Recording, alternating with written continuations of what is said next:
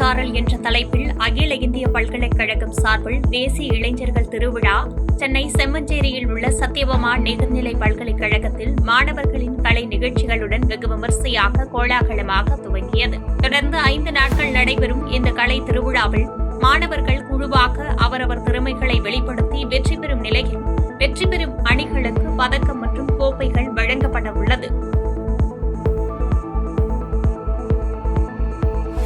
விடுதலை சிறுத்தைகள் கட்சியின் வாக்குச்சாவடி முகவர்கள் மற்றும் சமூக விழிப்புணர்வு பயிற்சி முகாம் ஈரோடு மாவட்டம் பெருந்துறையில் நடைபெற்றது.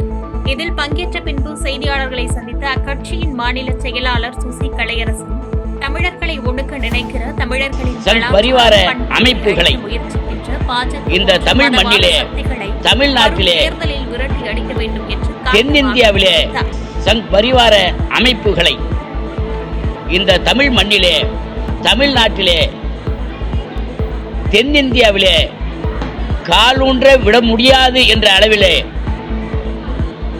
விரட்டி அடிப்போம், பிஜேபியை ஓட ஓட விரட்டி அடிப்போம் என்ற எழுச்சி தமிழருடைய அது உரிமை குரல் இன்றைக்கு பட்டி தொட்டிலெல்லாம் பாமர மக்கள் மத்தியிலே, குடிசை வாழ் மக்கள் மத்தியிலே, நடுத்தர மக்கள் மத்தியிலே இன்றைக்கு மேலோக்கி இருக்கிறது.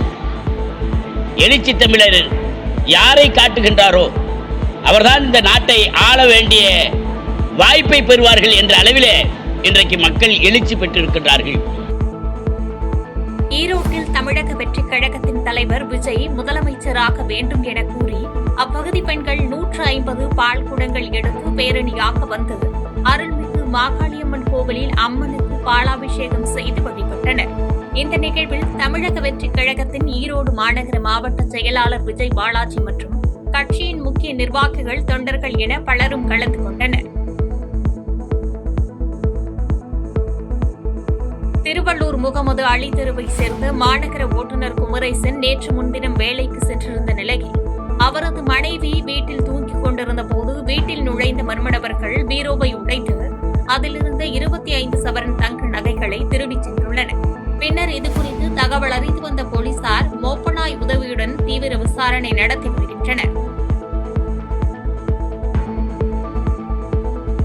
நாமக்கல் மாவட்டம் திருச்செங்கோடு சட்டமன்ற தொகுதிக்குட்பட்ட மல்லசமுத்திரம் பகுதியில் உள்ள காளிப்பட்டி பேருந்து நிறுத்தம் அருகே அனுமதியின்றி வைக்கப்பட்டிருந்த அரசியல் பேனர் விழுந்து பள்ளி மாணவி ஒருவர் காயமடைந்த சம்பவம் பரபரப்பை ஏற்படுத்தியது.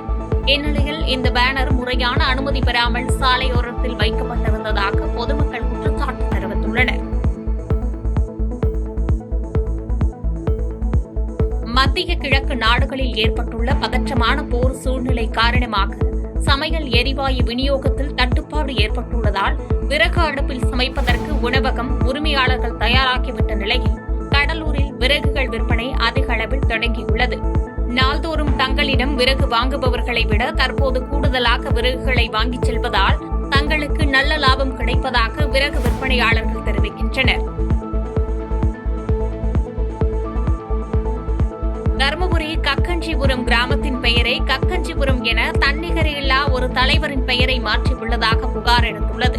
இதன் முன்பு வைத்தது போன்று கக்கஞ்சிபுரம் என அவரின் பெயரை மாற்றி மாண்பை காப்பாற்ற வேண்டும் என மாவட்ட ஆட்சியரிடம் தருமபுரி இளைஞர் காங்கிரஸ் சார்பில் மனு அளித்தனர். தருமபுரி மாவட்ட ஆட்சித் தலைவரை சந்தித்து மாவட்ட இளைஞர் காங்கிரஸ் நிறைவேற்றிய தீர்மானத்தை மாவட்ட இளைஞர் காங்கிரஸ் தலைவர் வெற்றிவேந்தன் அவர்களுடைய தலைமையிலே கோரிக்கை மனுவினை தருகிறோம்.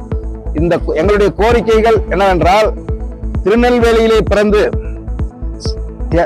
சுதந்திரத்திற்காக தியாகம் செய்து தர்மபுரி பாப்பாரப்பட்டிலே வந்து பாரத மாதா கோயிலை கட்ட வேண்டும் என்று பெருமுயற்சி எடுத்து தன் இன்னுயிரை நீத்த தியாகி சுப்பிரமணிய சிவாவினுடைய பெயரை தர்மபுரி புதிய பஸ் நிலையத்திற்கு தியாகி சுப்பிரமணிய சிவாவினுடைய பெயரை சூட்டி சிறப்பிக்குமாறு கேட்டு செய்திகளை உடனுக்குடன் தெரிந்து கொள்ள கீழ்கண்ட கேபிள் மற்றும் டிடிஎச் நெட்வொர்க்குகளில் எம்நாடு செய்தி தொலைக்காட்சியை காணுங்கள். பாதகம் செய்பவரை கண்டால் நாம் பயம் கொள்ளலாகாது பாப்பா, மோதி மிதித்துவிடு பாப்பா, அவர் முகத்தில் உமிழ்ந்துவிடு பாப்பா. அண்மை செய்திகளை உடனுக்குடன் தெரிந்து கொள்ள இணைந்திருங்கள் எம்நாடு தொலைக்காட்சியுடன்.